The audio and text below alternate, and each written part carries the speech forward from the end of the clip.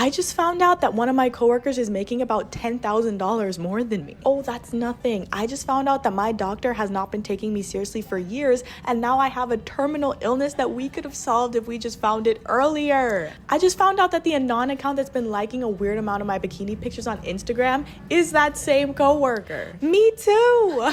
Oh my God, that's so funny. We get it, all right? Trauma's funny. Haha, all the awful things that you've gone through in your life are hilarious. Good for you. That car accident, your missing hamster, the family dog that went to the farm up north and never came back. All absolutely hilarious. It's all one big joke, and frankly, so are you. I'm joking. Or am I? And yes, based on the title and the thumbnail, you're probably assuming that this entire video is about Matt Rife. But it's not totally about that. It's about a bigger, broader issue as well.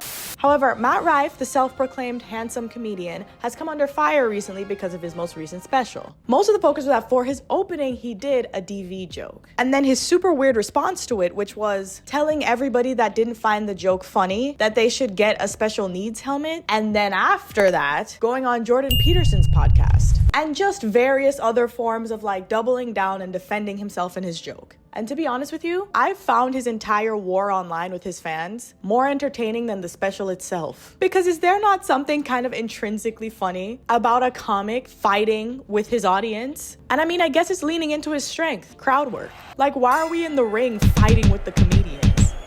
Like, what do you mean that you are beefing with the audience in the Instagram comments? Dude, give it a rest. We're supposed to be friends here. And then I said peanut butter and jelly.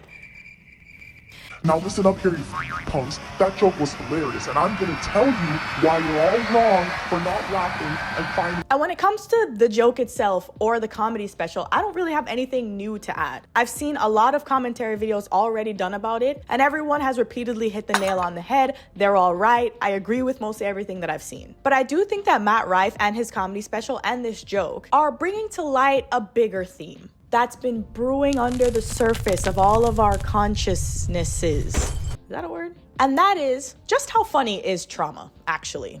A lot of people were upset about the joke just in and of itself because it was distasteful and just like a weird thing to joke about. But I feel like there's another reason that maybe we haven't even noticed yet as to why this type of joke is just not hitting anymore. And I think it's because online, especially in the last few years, the internet has just kind of felt like women have become public enemy number one. It's been a bad year for the ladies online. It's been a rough decade for the ladies online. So it feels kind of extra weird that someone who's online and knows that their audience is primarily women is seemingly turning out to be potentially just another woman-hating dude online who's actually actively working hard to gain more male fans and lose their women fans.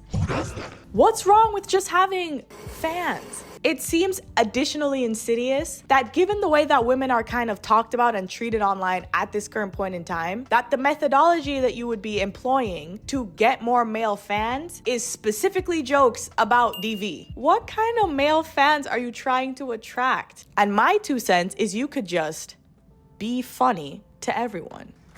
Thank you. I'm here all week. But the reason why I say the topic I feel like is bigger than him is because he's not the first or only person to do this. I feel like I've been seeing a fair amount of TikToks making a joke from a topic that is a specific brand of trauma that women have gone through. There's a combination online right now of hating women, but also turning women's suffering into kind of a joke that's just making the climate online right now a little hot. And the reason why I put these 2 things together is because there was a TikTok that I actually saw kind of recently that for some reason reminded me of Matt Rife, and here it is. What, Chelsea? What is it? What are you doing with this skirt? You got cramps? Oh, I'm sorry, sweetie. Listen, you're blossoming. All right, get out of here. Go. What the hell? Y'all see what I'm saying? Ugh. It just makes me kind of sad that these very hyper-specific moments of trauma have just become fair game for comedy now. Okay, I just need to pick up some topics that I'm gonna add to my very funny and very original comedy series. Okay, what do we have here? Politics of Trump impressions. They've definitely never heard Trump impressions before. They're gonna love this. Every sentence starting with the thing about it is, oh, they're gonna love this because otherwise, how will they know what the thing about it is? Of course. Ooh, I can grab some witty observations. They've probably never heard any of those. What do we have here? Jokes that are funny and tasteful and based on my own experience so I won't have to fight with thousands of people online about it. Nope, I'm just gonna leave that one on the shelf. Various forms of I'm definitely gonna take this one. Definitely gonna take this one.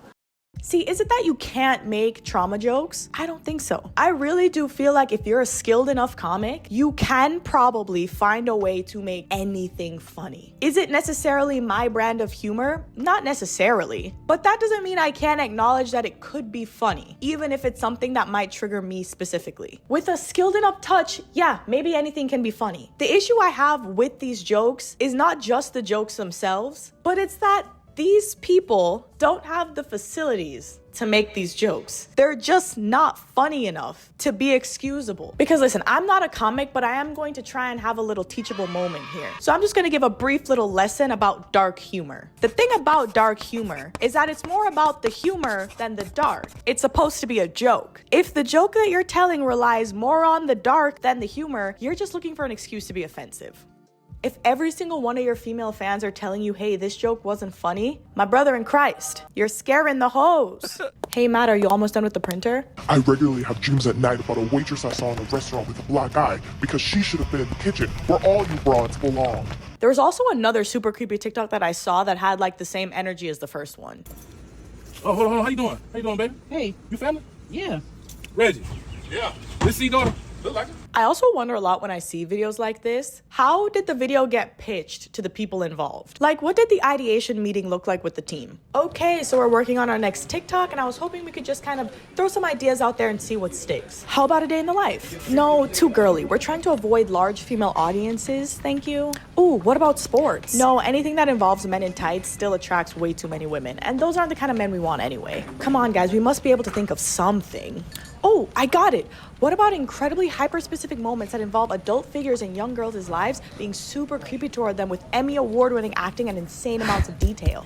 Incredible, amazing, that is brilliant. Oh my God. Who is it made for? Who's supposed to find it funny? Who's the target audience? I guess in my opinion, I'm thinking the only people who are gonna find this funny are two camps of people. People who just have never experienced it and don't quite get the discomfort, and people who have, who are like coping with comedy. Which I would like to suggest to both of these groups of people, seek therapy. But there is still kind of an inherent issue because humor is kind of a way of normalization. The less that we're able to see the severity of a situation, the more that we laugh at it, the less seriously we take it. Are we kind of normalizing something that like need not be normalized? This stuff isn't normal.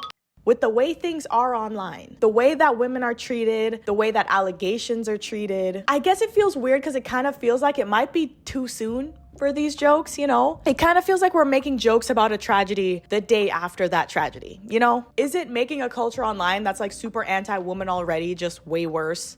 Now, a lot of you might be asking, all right, comedy expert with your degree in funny, since you got your degree and you know everything, what's the right way to do trauma comedy? And I don't know, man. I never claimed to be an expert. I'm just the mayor of Silly Town, all right? I mean, there is kind of like an obvious answer, I guess, is if you've like experienced that trauma, or if you are from a demographic who is likely to experience that trauma. People in specific demographics joking about the issues that they've specifically dealt with is a pretty easy way to sell trauma-related comedy. They're not necessarily the only people who can make jokes about that thing, but it's gonna go over the easiest coming from them. But I honestly really do think the trick, the missing seasoning, is to just make it funny first before you try to make it shocking.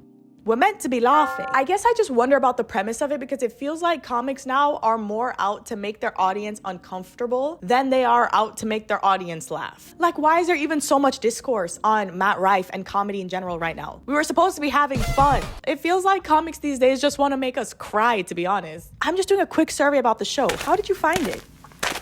Who are we here with tonight? Hello? Oh, yeah, sorry. He just listed off various types of trauma for the first like 45 minutes and I've been disassociated since. But for the handful of times that I came to go to the bathroom, he was pretty good. Listen, I'm not trying to police comedy, all right? I'm just trying to encourage comics to be funnier.